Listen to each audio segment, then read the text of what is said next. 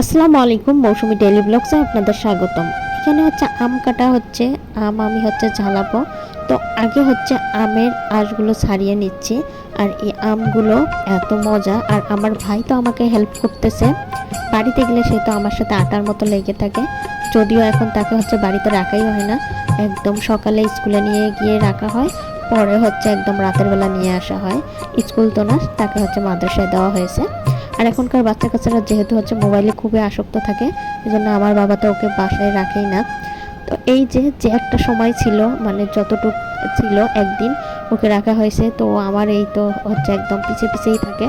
আর এদিকে মরিচ পুড়িয়ে নিলাম, একদিকে আমার আম হচ্ছে কাটাকুটা শেষ, এখন মরিচ, তারপর হচ্ছে এই তো দিলাম চিনি আর কিছুটা লবণ দিয়ে আমি হচ্ছে আমটা মাখাবো। আর আমার ভাই দেখেন মাখানোর আগেই একটু নিয়ে খেয়ে দেখতেছে। সে কিন্তু ভালো হচ্ছে আমাকে ভিডিও করে দিতে পারে, কিন্তু সে তো ছিল না, যতটুকু ভিডিও করছে তো হচ্ছে খুব ভালো করে দিতে পারছে। দেখেন সে হচ্ছে কিন্তু টক খাওয়ার খুবই হচ্ছে উস্তাদ। যখন সাথে সাথে থাকে তখন তো অনেক ভালো লাগে, অনেক আনন্দ লাগে। যখন হচ্ছে বাড়িতে থাকে না, বাড়িটা ফাঁকা ফাঁকা লাগে, কিন্তু ও পড়াশোনার ক্ষেত্রে তো এটা হচ্ছে স্যাক্রিফাইস করতেই হবে।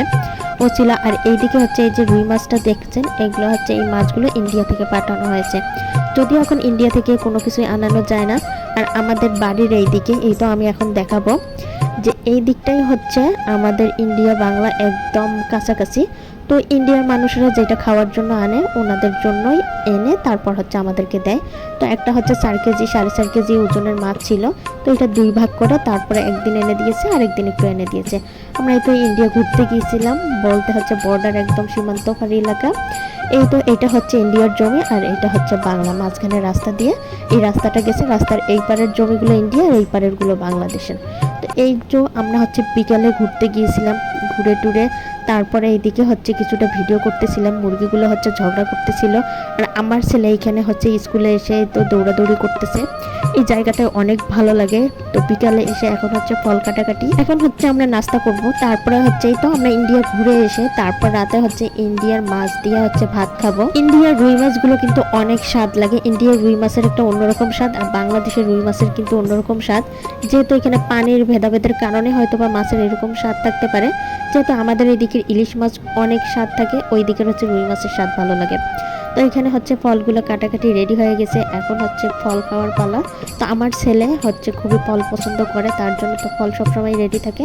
আর এদিকে এই তো রুই মাছগুলো একদম ভালো করে ধুয়ে পরিষ্কার করে রাখা হয়েছে।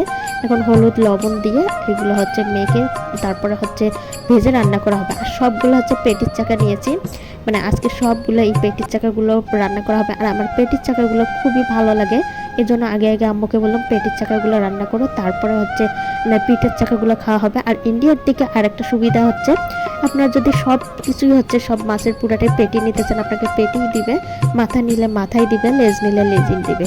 এটা হচ্ছে খুবই ভালো লাগে ওদের ওই দিকের এই সিস্টেমটা। আর এই তো হচ্ছে আমি এখন মাছগুলো ভাজতে দিলাম। ছোটবেলা থেকেই ইন্ডিয়ার রুই মাছ, কাতল মাছ এগুলোই কিন্তু খেয়ে খেয়ে বড় হয়েছি। আমাদের বাংলাদেশের রুই মাছ খুব কমই নিয়ে আসে, এই দিক থেকে নিয়ে আসা হয়। আর এখন যেহেতু খুবই বর্ডারের চাপ, এরকম করে আর হচ্ছে মাছ আনা হয় না, খুব কম। যখন আমি যাই তখন হয়তো বা আমাদের যে আশেপাশে চাচারা থাকে তাদেরকে বলে হচ্ছেই আনা হয়। তারপরে হচ্ছে খুব কম, মানে এরকম তারা হচ্ছে নিজেদের খাওয়ার জন্য নিয়ে আসে।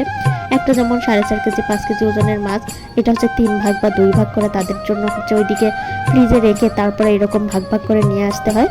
আর এই তো এদিকে হচ্ছে মশলা কষানো হচ্ছে মাছের জন্য। এই মাছটা কিন্তু অন্যরকম একটা স্বাদ লাগে। তো মশলা ভালো করে কষিয়ে তারপরে হচ্ছে মাছটা একদম কষা কষা করা হবে। আর মশলাটা যত ভালো করে কষানো হবে, সব কিছু বাটা মশলা দিয়েই কিন্তু রান্না করা হচ্ছে। আর এদিকে এই তো মাছগুলো হচ্ছে সবগুলো দিয়ে দেওয়া হচ্ছে, মাছগুলো ভালো করে কষানো হবে। আর এইদিকে 2 পিস মাছ রেখেও দিয়েছি আমার ছেলের জন্য, সে যদি এই ঝালযুক্ত মাছ খাইতে না পারে, মানে আমি বেশি করে একটু ঝাল টাল দিয়ে মাছটা হচ্ছে কষাতে বলেছি, তো বেশি করে ঝাল টাল দিয়ে মাছটা একটু ভুনা ভুনা করা হবে। আর এই জন্য 2 পিস মাছ ভাজাই রেখে দিলাম, যদি আমার ছেলে খায় তো ওইটা হচ্ছে তাকে খাওয়াবো। আর সে যেহেতু ঝাল খাইতে পারে না, এই জন্য তাকে ঝাল খাওয়াবো না। এই তো মাছটা হচ্ছে হালকা পরিমাণে একটু পানি দিয়ে দিলাম, একদম ভালো করে লাল লাল করে হচ্ছে ভুনা ভুনা খাইতে মন চাইছে, এইটা বললাম আম্মুকে। তো এই তো একদম লাল লাল করে ভুনা ভুনা করছে। এই আমাদের এইদিকে যে ইন্ডিয়া বাংলা একদম পাশাপাশি, তো মানুষের সাথে মানুষের কিন্তু বন্ধনটা অন্যরকম, অনেক ভালো লাগে। আজকের মতো এই পর্যন্ত, আল্লাহ হাফেজ।